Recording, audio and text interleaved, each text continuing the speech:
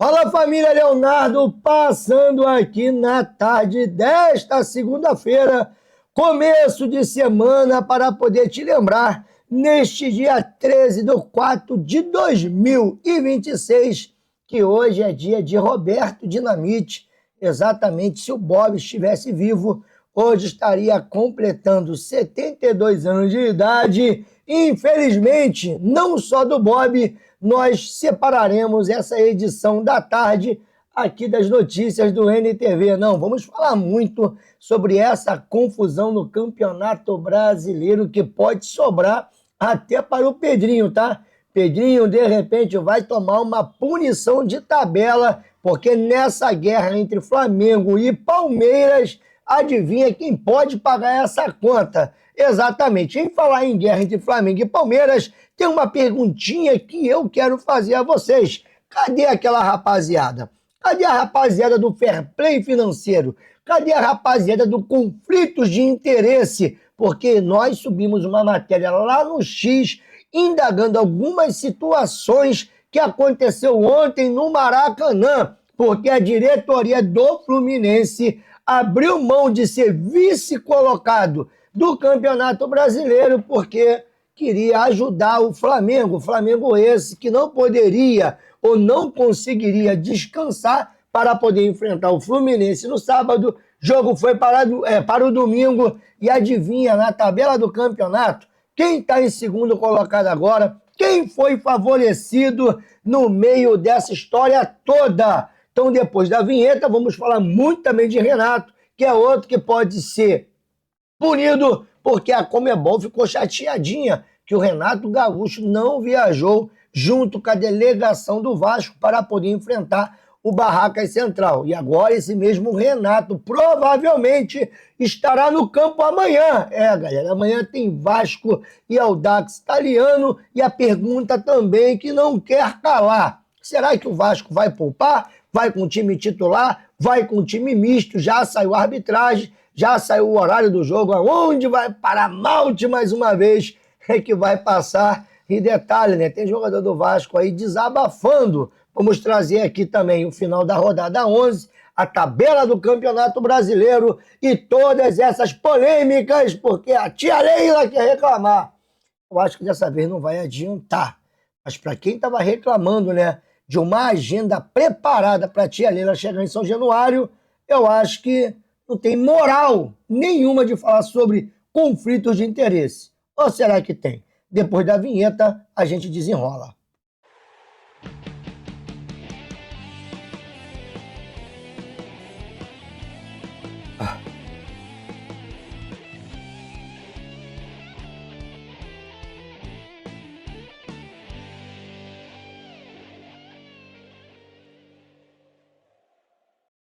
Voltamos aqui, Leonardo, canal na torcida Vascaínos, desde já agradecendo aos quase 113 mil inscritos que todos os dias estão aqui comigo, deixando o seu like, o seu comentário, me dando aquela moral. Muito obrigado por tudo, continue aqui conosco, lembrando que essa puniçãozinha do YouTube está quase acabando, aí eu creio que o nosso engajamento ele vai voltar ao normal, mas eu ainda dependo muito daquela campanha do like. Para você que gosta do nosso trabalho, deixe o seu like no final, comente à vontade. E outro detalhe, para você que chegou aqui agora e ainda não é inscrito, se inscreva, ative o sininho das notificações, 2 vídeos por dia e 2 lives. Inclusive hoje não fizemos o da manhã, porque até ontem, meia-noite, não tinha nada, meu irmão. Mas o Vasco não para, o futebol brasileiro não para, é uma confusão em cima da outra. Então, amanhã com certeza terá videozinho pela manhã, até porque o Vasco joga contra o poderoso Audax Italiano.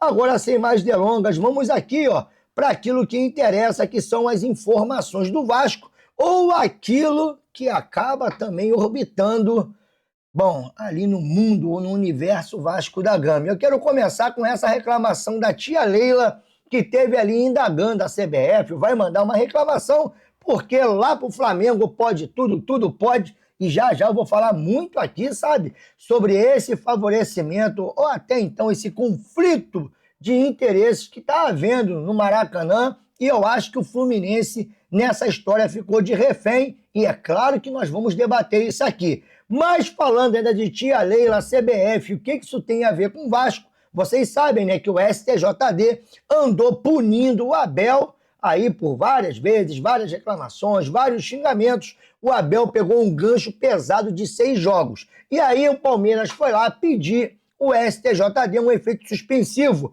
que não foi acatado. Aí a tia Leila foi e mandou uma reclamação para a CBF. Ah, quer dizer que a gente não pode nada, mas o Flamengo pode até mudar a data do seu jogo para poder descansar e aí mexer na isonomia do futebol. Porque quando a gente vem aqui fazer esse tipo de pedido, vocês não acatam. Pois bem, isso aqui é a primeira parte da história. A segunda parte é que a própria CBF não esteve satisfeita com a decisão do STJD, que praticamente absolveu o Pedrinho naquele episódio contra o Cruzeiro, que ele teve lá batendo de frente com o árbitro. E aí vem a notícia lá do Atenção Vascaínos, que diz assim, ó: tribunal aperta por pressão da CBF, olha ela aí, ó, que está querendo extinguir a cultura do roubo no futebol brasileiro e por isso exige punições mais severas a dirigentes, técnicos, por isso que o Abel rodou,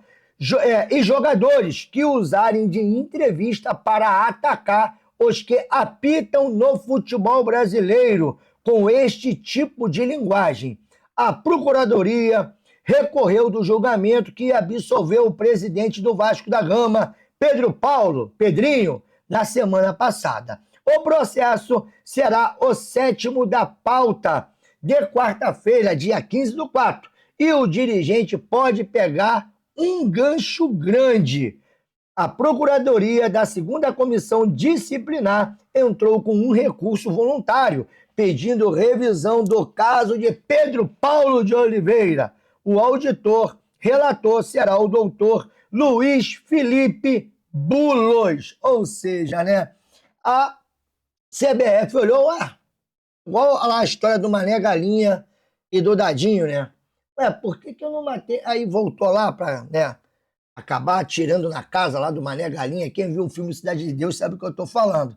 Eu acho que a CBF reagiu assim, né? Puniu o Abel e aí já disse, por que a gente não punimos o Pedrinho? Porque o Pedrinho foi lá, bateu de frente com o juiz, foi uma discussão acalorada, o Pedrinho atacando, falando que ele tinha prejudicado. Eu acho que ele usou até esse termo, tá? Eu acho, não me lembro, você pode comentar. Você roubou o Vasco, você prejudicou o Vasco. Então a CBF ela quer acabar, sabe, com esse tipo de linguajar nas cobranças. Engraçado. Mas quando o juiz prejudicar claramente, será que o troféu vai ser apitar uma Copa do Mundo? Porque tem juiz aí que prejudicou pra caramba o Vasco e agora vai apitar uma Copa do Mundo. Aí tá valendo? Bom, é a dona CBF querendo ali, né, a lei da mordaça. Você não pode mais cobrar. Inclusive tem outra também, tá? Outra aqui, olha, que merece também as homenagens, que é a Conmebol. Conmebol é uma outra instituição que merece homenagem, porque o Renato não viajou e agora a Conmebol quer punir o Renato. Tem um artigo que diz ali, né, pelo menos dá a entender que se o técnico não viajar, não se dá a competição, menosprezar, perder, parará, o técnico pode ser punido e o clube multado. Vamos ver como é que fica a história do Renato Gaúcho, porque no meio disso tudo ainda tem um Corinthians indo lá na CNRD da CBF pedir que a CBF tome uma atitude com alguns clubes. E aí tá ali o Cruzeiro, Atlético Mineiro, Internacional, Grêmio Curitiba, Vasco da Gama. Agora eu quero saber qual é a moral que o Corinthians tem de pedir alguma coisa. Léo, o que é a CNRD? A CNRD, exatamente isso. O que esse órgão faz? Ele age como se fosse a FIFA. Ele dá um suposto transfer ban e aí se o seu clube cair na CNRD da CBF, ele não pode registrar atletas contratados. Mas, Léo, e por que o clube do Corinthians está indo lá? Por causa de dívidas. Tem muitos clubes devendo o Corinthians. Contrapartida, o Corinthians também não deve uma porção de gente. Aí o Corinthians tem que moral para ir lá pedir a CNRD para punir os clubes que estão devendo no caso, eles lá em São Paulo. Eu acho que eles não têm esse direito, mas eu também queria saber da sua opinião, porque no meio desse balaio todo, terminou a 11ª rodada do Campeonato Brasileiro. Bom, resultado que mais chamou a atenção foi o 0-0 entre Corinthians e Palmeiras. Foi o Flamengo que venceu o Fluminense e o Vasco, né, que empatou com o time. Rapaz, o Botafogo também empatou com o Curitiba, né? Mas o Vasco que empatou com o Remo, deu mole no final do jogo. Mas a polêmica da rodada foi esse adiamento do jogo do Fluminense, de sábado para domingo. E no sábado, o presidente do Fluminense tratou dessa forma aqui, ó. Tudo que aconteceu essa semana, né, que precedeu aqui o clássico de hoje. Eu vou dividir essa explicação assim, em 8 tópicos muito rápidos, para ficar uma explicação bem objetiva, clara, e para que todo mundo possa entender perfeitamente. Número 1, razão da decisão. Acho que a premissa principal aqui é de que a alteração do jogo de sábado para domingo não traz, né, nenhum prejuízo efetivo ao Fluminense. Acho que o resultado que a gente poderia ter no sábado, a gente pode ter no domingo, e isso não muda absolutamente nada do que vai acontecer. O que aconteceu, e que muita gente criticou, é que o Fluminense, de fato, deixa de ter uma vantagem em relação ao rival por conta de um problema que aconteceu na logística dele durante o jogo. E o Fluminense, assim, pela grandeza do clube, o Fluminense nunca dependeu de nenhuma vantagem para enfrentar nenhum rival que fosse do futebol brasileiro. Então volta lá para a Série B, que o Eurico deu uma vantagem para vocês não disputar a Série B, sair da B direto para A. Vocês devem uma, então volta para lá, pô. Já que vocês nunca tiveram como primícia tirar nenhum tipo de vantagem de nenhuma situação.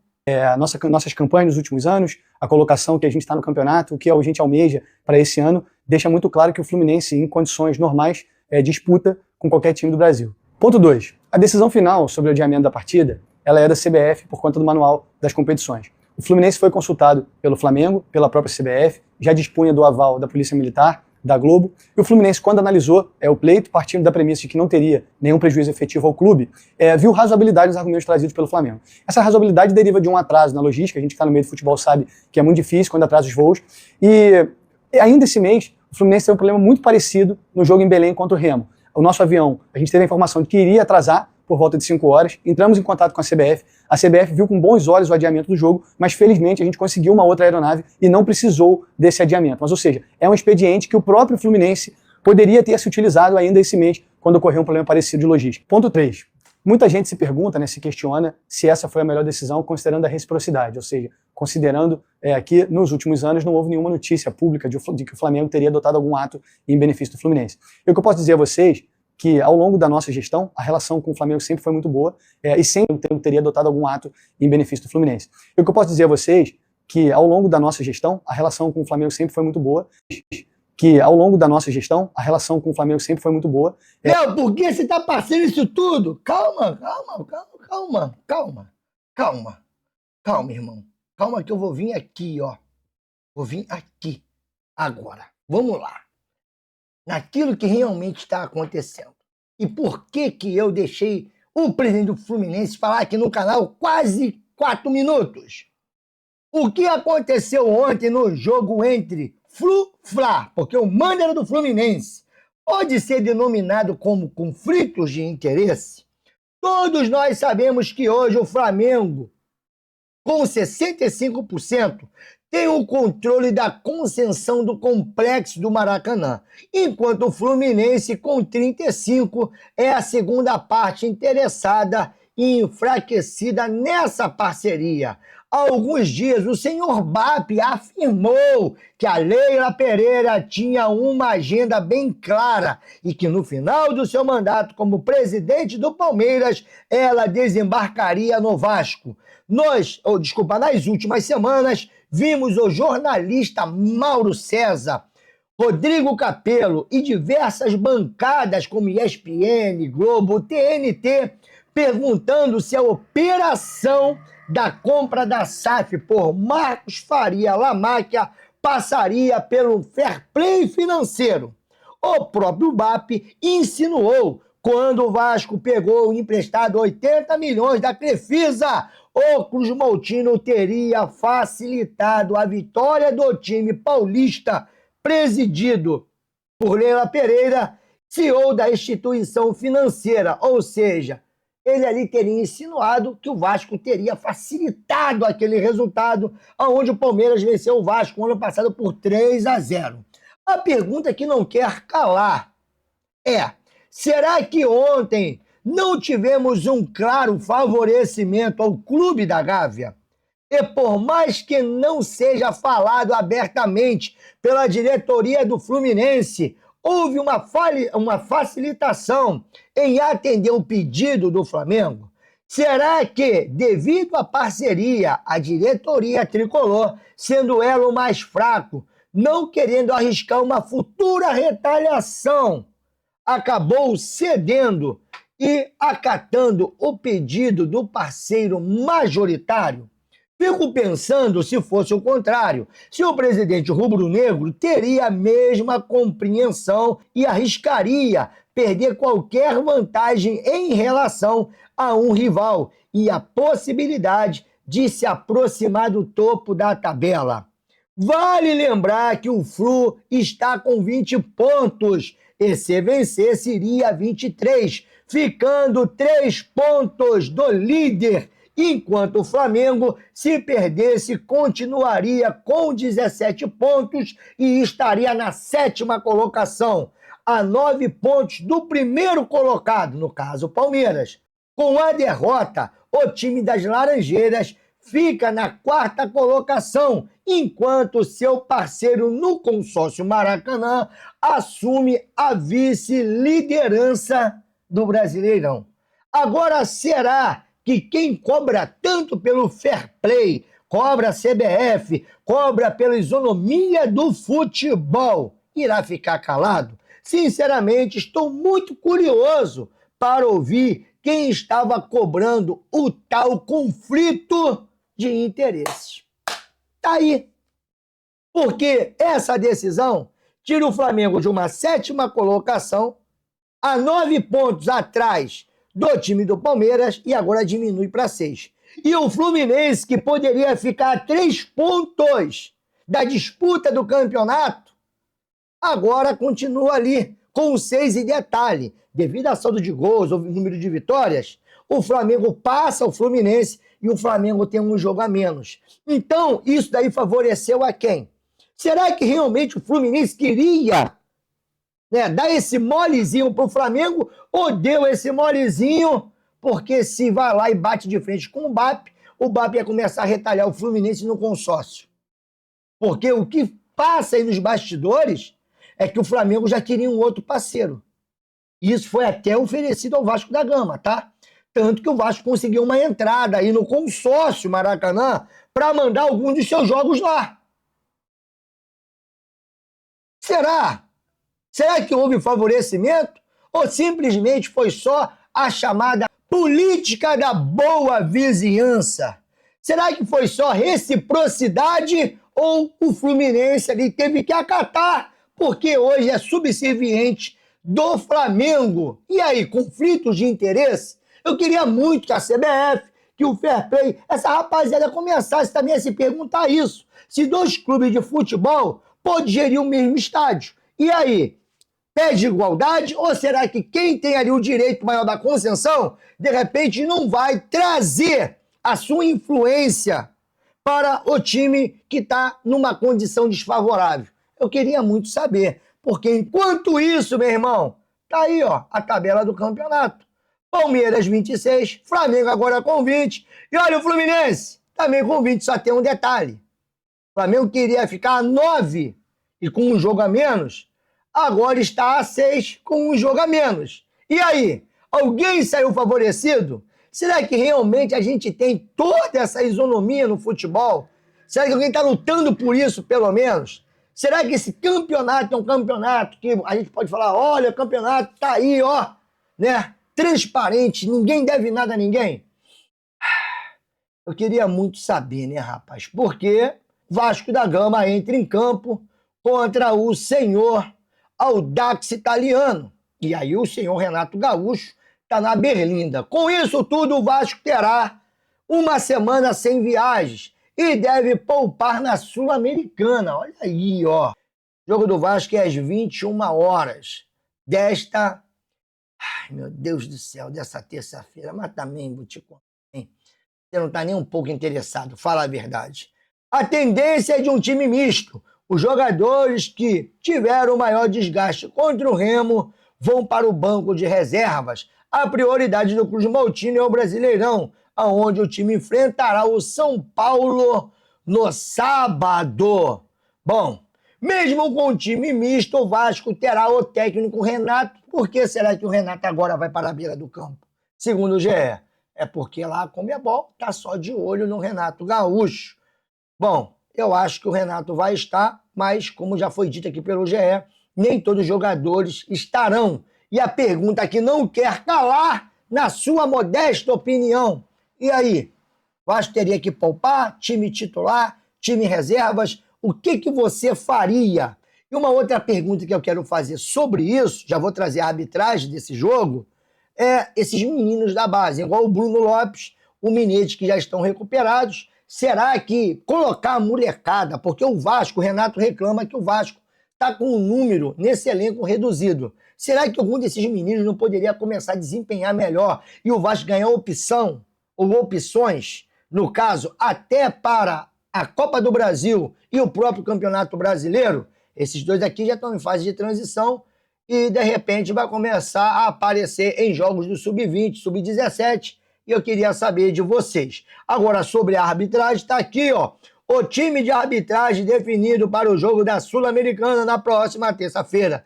Em São Januário, pela segunda rodada do Grupo G, será o uruguaio Hernan Heras. Já o seu auxiliar é o Agostinho Berisso e também o Andrés Nievas. Já no VAR, nós teremos o Diego Dunajec. É isso daí. Então, todo o quadro de arbitragem será uruguaio. Inclusive, enfim, todo mundo é uruguaio. Vão vir para cá para poder dar aquela curtida no Rio de Janeiro. E, no caso, estarem ali, né, tomando conta do apito, tomando conta do VAR e também, rapaz, desse jogo que o Vasco precisa ganhar, né, galera? Dentro de São Januário, contra o poderoso Audax Italiano, nada além da vitória que nós esperamos. E aqui o Jornal dos Esportes fazendo aquela homenagem ao jovem, então, na época, Bob Dinamite, porque o Jornal dos Esportes, segundo o que reza a lenda, foi o jornal que apelidou o Roberto de Dinamite. E o Dinamite teve algumas homenagens prestadas, porque hoje ele completaria 72 anos. Nós agradecemos tudo que você fez pelo Vasco da Gama, principalmente como jogador. E aí fica a minha pergunta para vocês aí do outro lado. Além do Roberto, que é aí, né, rapaz, a referência máxima do Vasco da Gama, como é que você vê essa história do Fluminense e do Flamengo? Você já tinha parado para pensar que os dois fazem parte de um consórcio aonde o time do Fluminense é minoritário e pode sim sofrer algum tipo ali de restrição, algum tipo de retaliação, de boicote? E outra coisa que eu quero te perguntar, sobre o jogo de amanhã e sobre essa punição do Pedrinho, a CBF agora quer punir o Pedrinho, além de ter punido o Abel. E aí, vai punir o Flamengo quando? Ah, não tem punição de nada? Ah, então tá. Ah, mas no grito não, né? Mas no apito, no choro, né, sendo beneficiado, ajudado sempre! Sem contar esses patrocínios aí suspeitos, né? Só Deus, né? Ô, rapaz. É melhor ficar calado, meter meu pé, deixa a sua opinião, porque amanhã nós teremos aqui um jogaço, meu Deus do céu. Ó, a Sul-Americana é horrorosa, gente. O Conmebol tinha que melhorar essa competição. Porque olha, para tu poder querer acompanhar isso daí. Meu Deus, hein? Fui, galera!